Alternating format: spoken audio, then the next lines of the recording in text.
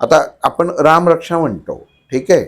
आता बऱ्याच जणांना असा हे असतो की घरामध्ये नित्य स्तोत्र आपण रामरक्षा म्हणावी का, मग रामरक्षाचा फायदा काय होतो, किंवा जसं भीमरूपी रामरक्षा दोन्ही आपण लहानपणापासून म्हणत आलोय.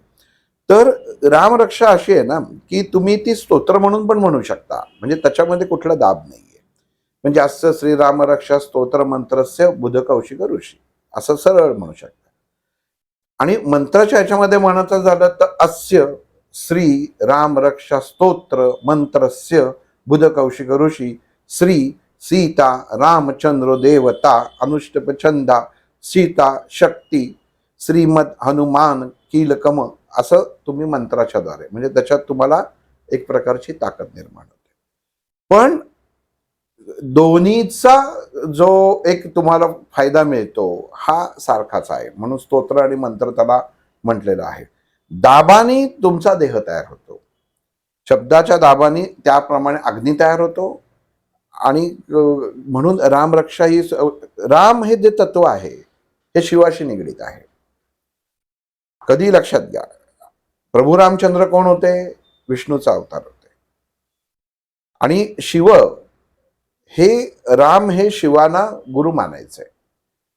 आणि सगळ्यांना माहितीये की रावणाशी युद्ध करायच्या आधी रामेश्वरला प्रभू रामचंद्रांनी लिंग स्थापन केलं होतं आणि तिथं त्याचं पूजन केलं होतं, ज्याला आपण रामेश्वरचं लिंग असं म्हणतो. तिथं याचा अर्थ काय आहे? जो स्थितीचा स्वामी आहे विष्णू, हा सुद्धा या सर्वोत्तम सर्वोच्च तत्वाला नमन करतो, म्हणजे शिवाला नमन करतो. म्हणून रामरक्षेचं महत्व जास्त आहे. दादा, पण कोणी म्हणावी कोणी म्हणू नये, सगळ्यांनी म्हणावी असं काही नियम आहे का? काहीही नियम नाही. रामरक्षा म्हणाला कुठला नियम नाही. स्त्रियांना जरी मंथली प्रॉब्लेम असेल तरी त्यांनी म्हटली तरी चालते. मंथली स्त्रियांना अडचण येते ना, हा फक्त कसा आहे की शारीरिक काही वेळा आपण जुन्या काळी ती सोय नव्हती व्यवस्थित, म्हणून त्यांना त्या स्त्रियांना बाहेर बसवलं जायचं, एवढाच होता.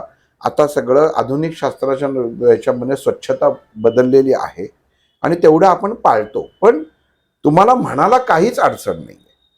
नैसर्गिकरित्या मला असं आठवत नाही की माझ्या गुरूंनी कधी कोणाला सांगितलं की तुम्ही असं असं आहे ना तर करू नका. नाही, ते परमेश्वराने तयार केलेलं आहे.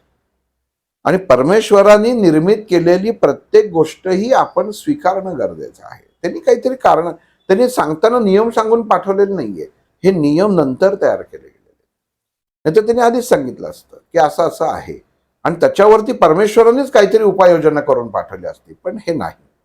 त्यामुळं हे समजून घेणं लक्षात आहे. भीमरूपी असो, रामरक्षा असो तुम्हाला, किंवा अथर्वशीर्ष असो, तुम्ही म्हणू शकता. हात लावू नका, पण म्हणू नक्कीच शकता. कुठल्याही अवस्थेमध्ये म्हणू शकता. रामरक्षेचा फायदा हा होतोच. रामरक्षा हे असं स्तोत्र आहे की ज्यांनी तुमच्या अनेक अडचणी, मनामधल्या भीती, डिप्रेशन, टेन्शन हे कमी होतं.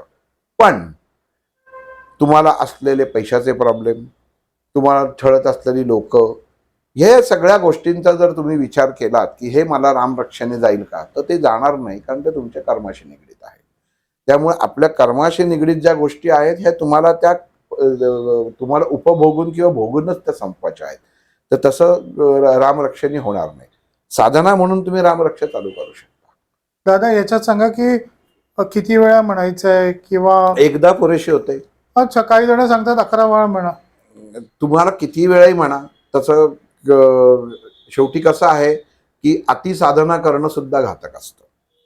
म्हणजे एखादी गोष्ट, नियम दिलेले आहेत. रामरक्षा जिथं लिहिलेली आहे, ज्यांनी आपण रामरक्षेचं स्तोत्राचं पुस्तक घेतो तर तिथं दिलेलं आहे की रोज रामरक्षा म्हणावी. किती म्हणावी ते प्रत्येकाने ठरवावं. एकदा ठरवावी, एकदा म्हणावी का 11 वेळा म्हणावी, 1001 वेळा म्हणावी का, फळ एकच आहे. त्याची फलप्राप्त्यर्थी जी येते ती एकदा म्हटलं तरी तेच आहे आणि 108 वेळा म्हटलं तरी तेच आहे.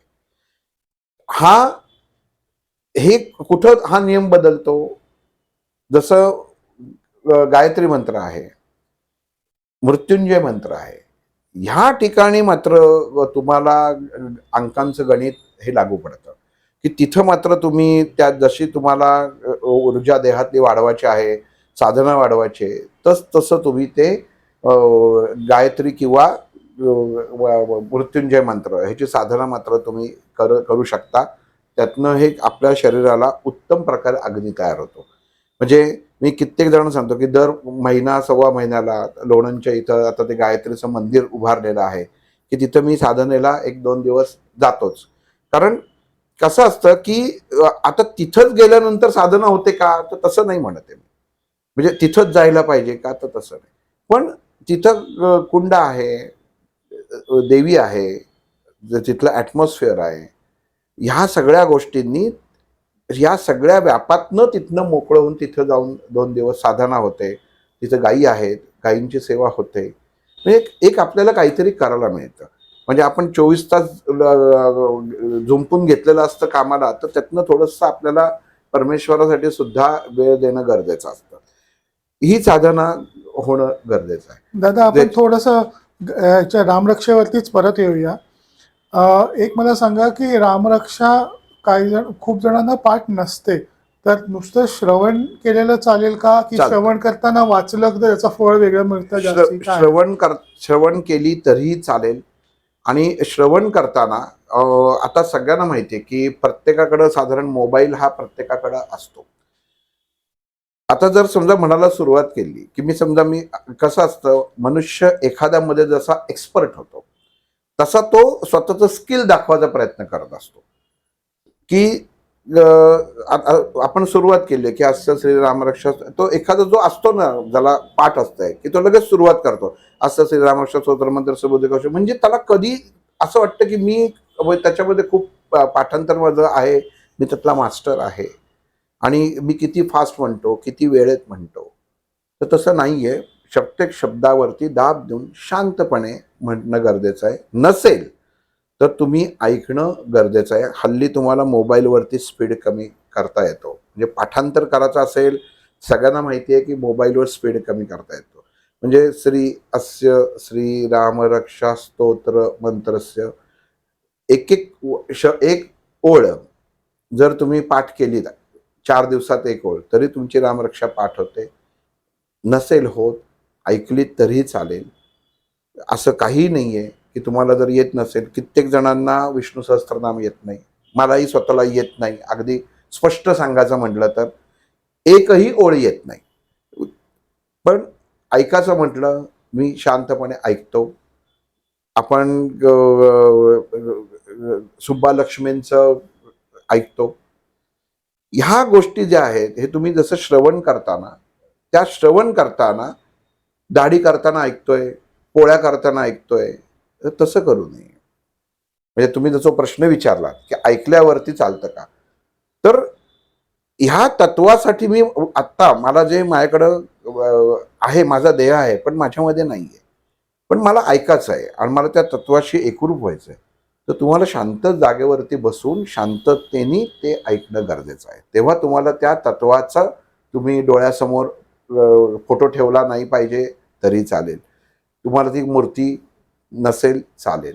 फक्त डोळे मिटून तुम्हाला आपण कुठल्याही जगामध्ये कुठेही पोहोचू शकतो, तसं त्या मूर्त स्वरूपामध्ये, फोटो स्वरूपामध्ये तुम्ही डोळे मिटून बसू शकता आणि मग ऐकू शकता. एवढं मात्र करायला लागेल. पण काम करता करता लावलेलं आहे, तर ते नाही चालायचं. मग ते काम करता करताच तत्व काम करतं. दादा याच्यामध्ये ना एक नवीन ट्रेंड सांगतो, की ट्रेंड असा आहे की मोबाईलवरती याच्या आपला देवाळासमोर ठेवला रामरक्षा स्तोत्र असो किंवा विष्णू सहस्त्रनाम आणि चक्क बाकीची घरातली कामं करायला स्त्रिया नाही जातात. नाही ते करू नये. 100% करू नये. कारण मग तसा तुम्हाला उपयोग होत नाही. त्याचं एक लॉजिक सांगतो. त्यांचं म्हणणं की घरामध्ये ते वेव्ह जात आहेत ना, मी सांगितलं जोपर्यंत तू बसत नाही नाही, तुझ्यावरती हो, असर व्हायला हो, पाहिजे, हो. घरावरती नको काय. स्थिरता नाही ना. स्थिरता जर नसेल तर त्याच्यामध्ये नाही. म्हणून कसं आहे बघा, सनई हा जो आपण वाद्य जे आहे, हे तीक्ष्णात वाद्य आहे. म्हणजे त्याचा जो स्वर आहे हा तीक्ष्ण स्वर आहे. हा म्हणजे रसवात स्वर नाहीये. मला त्या स्वरात तुम्हाला सांगणं थोडं अवघड आहे त्याच्यात. पण हा तीक्ष्ण स्वर आहे. तर हा सगळीकडे चालतो. म्हणजे असं कधी कोण म्हणतं का? मला सांगा, की लग्नामध्ये मी गेलोय आणि तिथं विष्णू सहस्त्रनाम लावलेलं आहे. तिथं रामरक्षा लावलेली आहे कार्यालयामध्ये? नाही, तिथं सनईच लावलेली आहे. अर्थ काय झाला? वातावरणातली कंपनं बदलण्यासाठी ज्या शब्दांची गरज लागते, सनई म्हणजे काय की तो जे वाजवता म्हणजे कुठल्या तरी शब्दांचं तुम्ही वाद्यामध्ये किंवा त्या सुरांमध्ये कन्व्हर्जन करत असता, तोच लागतो. मग तिथं ह्याच्यामध्ये चालत नाही तुम्हाला. मग तिथं तुम्ही सनईच लावली जाते, तिथं तुमचं स्तोत्र चालत नाहीत. आणि स्तोत्र ही तुम्ही घरामध्ये ऐका, पण एका जागी बसून ऐकलीत तर तुम्हाला त्याचा नक्कीच फायदा होतो. आणि देवाला ऐकवू नका. देवाला ऐकू नका, तुम्हाला ऐकायचं आहे. डोळे मिटून ऐकणं गरजेचं आहे. कुकरच्या शिट्ट्या लावता लावता करूच नये, म्हणजे हा कॉमन फॅक्टर मी तुम्हाला सांगतो. घरातल्या याच्यामध्ये हे करता करता मोबाईलवर बोलता बोलता सगळं झालं. टीव्हीवरती सगळ्यांकडं आता अँड्रॉइडचे टीव्ही असतात. तुम्ही यूट्यूबमध्ये जाऊन समोर स्तोत्र त्याच्यामध्ये लावा. अगदी जे स्तोत्र तुम्हाला शिकायचं आहे त्याच्यात स्पीड असतो, तो तुम्ही त्याच्यात लावून शांतपणे बसून शिकू शकता. शेवटी तुम्ही स्वतःहून करणं हा भाग वेगळा आहे. पण मला जमतच नाही, म्हणजे कित्येक वेळा आपण असा प्रयत्न करतो की सगळं पुस्तक पाठ होतं, सगळं होतं, पण पोथी पाठ होत नाही. 19 वर्ष, 20 वर्ष, 25 वर्ष, 40 वर्ष गजानन महाराजांची पोथी वाचणाऱ्या माणसाचा अध्यायातला अर्धा अध्याय पण पाठ होऊ नये म्हणजे आश्चर्य आहे. कविता पाठ होतात, बाकी सगळं पाठ होतं, पण हे पाठ होत नाही. आणि ज्यांचं मुखोद्गत असतं त्यांना सगळ्यांना माहिती, हे ठराविक असतात मुखोद्गत असलेलं, की त्यांना शब्द पाठांतर असतो. मग एवढ्या वर्ष वाचून सुद्धा त्याच्यामध्ये ते पाठांतर का होत नाही?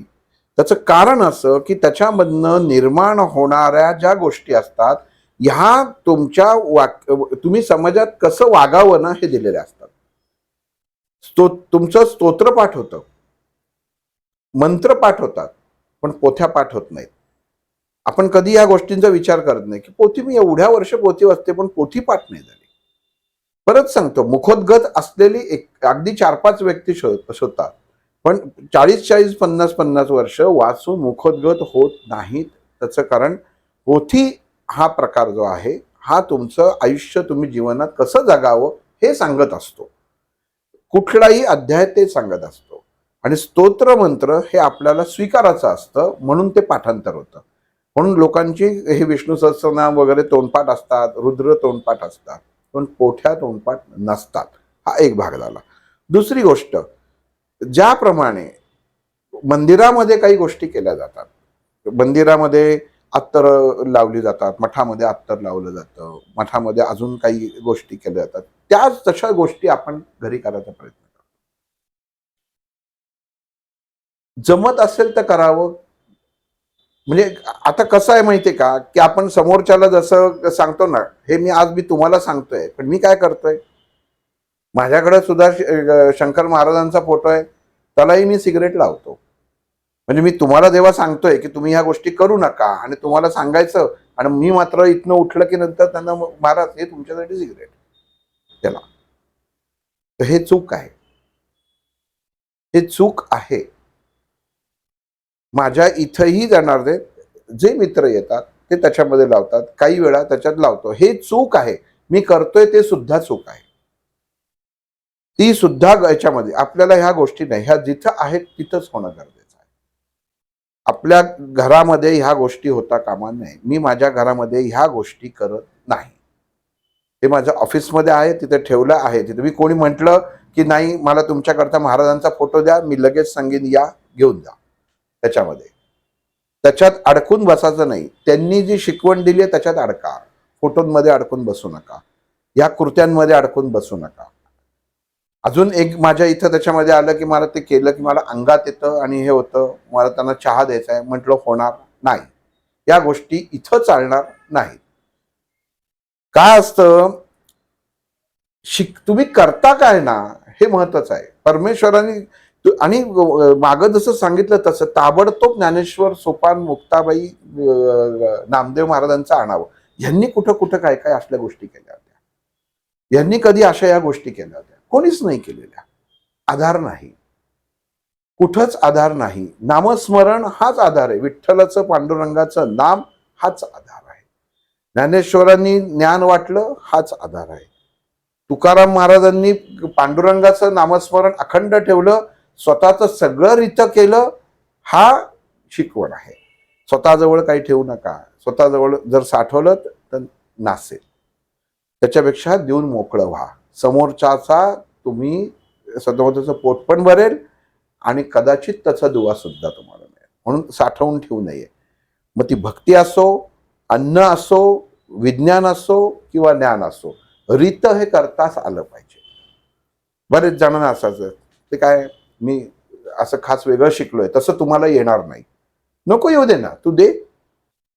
जसं आपण शब्द शस्त्र आहे, प्रत्येक शब्दावर दाब देऊन त्याचा अभ्यास करतो. अस्य श्री राम रक्षा स्तोत्र मंत्रस्य, बुध कौशिक ऋषींनी लिहिलेलं आहे. पण बुध कौशिक ऋषींचा अभ्यास किती जण करतात? किती जणांना माहिती आहे की भगवान शंकरांनी हे बुध कौशिक ऋषींना ही रामरक्षा सांगितलेली आहे. तिथं कित्येक महिने बुध कौशिक ऋषींचं आपण जसं म्हणतो ना संयम, पेशन्स, एकमेव ऋषी, सगळे ऋषी येऊन गेले शंकरांना भेटायला.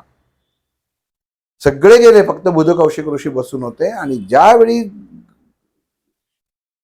हे महादेव तल्लीन झाले, रामाशी एकरूप झाले आणि ती रामरक्षा अवतरली, जशी तिथं अवतरली तिथं समोर बसलेल्या बुध कौशिक ऋषींना ती कळली आणि त्यांनी सांगितलं. आणि म्हणून असं श्री रामरक्षा स्तोत्र मंत्रस्य बुध कौशिक ऋषी, बुध कौशिक ऋषींचा तेवढ्यासाठी उल्लेख आहे. पण आपण ते करत नाही, आपल्याला त्याच्याशी घेणं नाही. म्हणून त्यांनी सांगितलं असं ही रामरक्षा, राम जसं रक्षण करतो, जे स्तोत्र आहे मंत्रस्य, पुढं काय दिलेलं आहे त्याचा आपण रामरक्षाचा अर्थ कधी बघतो?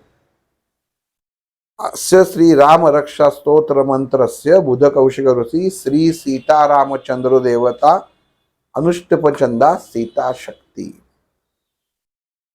रामाची शक्ती कोण आहे? तर सीता आहे. म्हणजे शिवाची शक्ती कोण आहे? तर स्त्री आहे. म्हणून स्त्री शक्ती. स्त्री म्हणजे श्रीमान, श्रीमान मधला जो स्त्री आहे त्यातला स्त्री, म्हणून देवी शक्तीची. मग जेव्हा रामरक्षा तुम्ही म्हणता तेव्हा नुसतीच अग्नितत्वाची नाही, फक्त शिवाची नाही, फक्त रामाची नाही, तर देवीची पण साधना होते. म्हणून रामरक्षेचं पण तेवढंच महत्व आहे. आणि कमीत कमी आज जर हे करत असाल तर पसायदानातल्या ह्या ज्या ओव्या आहेत त्यातल्या एक ओवी तरी रोज त्याच्यावरती विचार करा.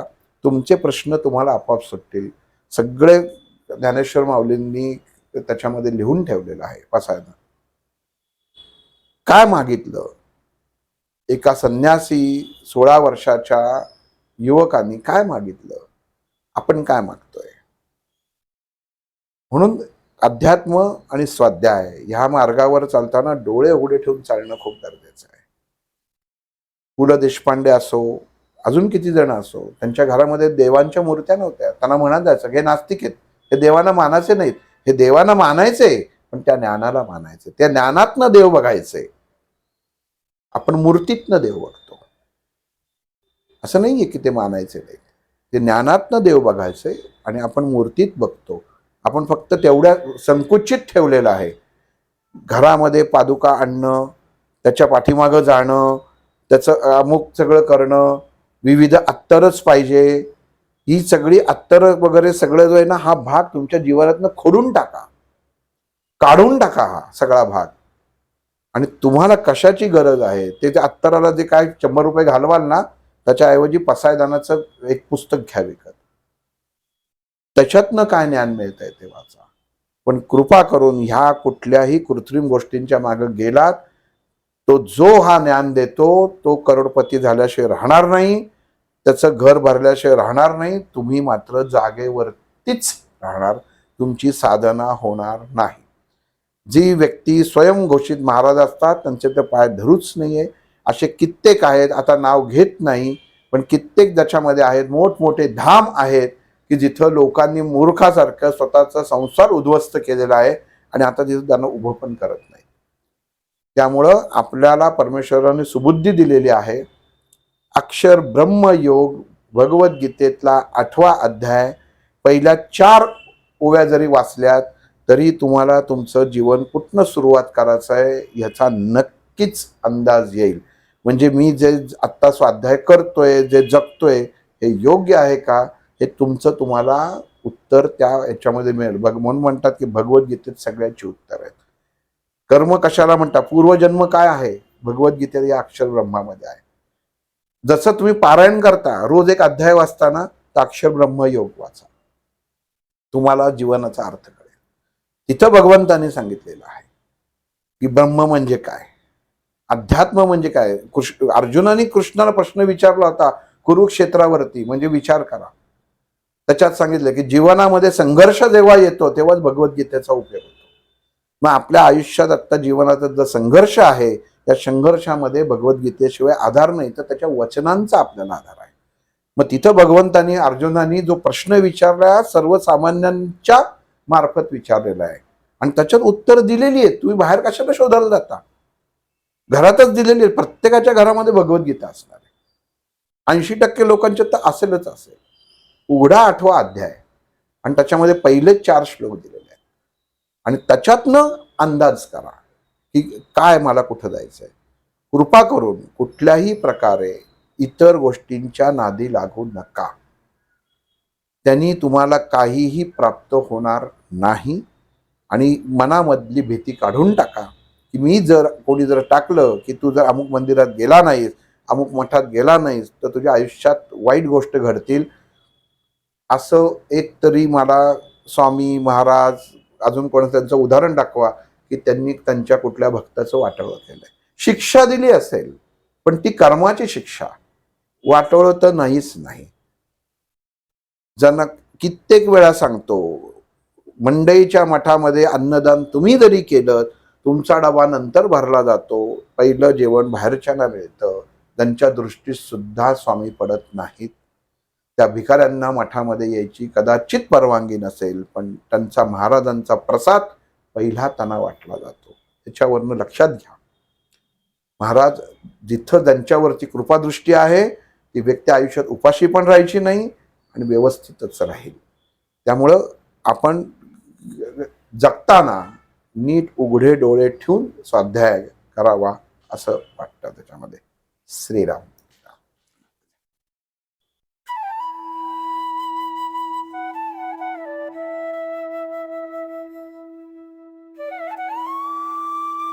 अध्यात्मावर अशीच माहिती मिळवण्यासाठी देव माझा चॅनलला सबस्क्राईब करा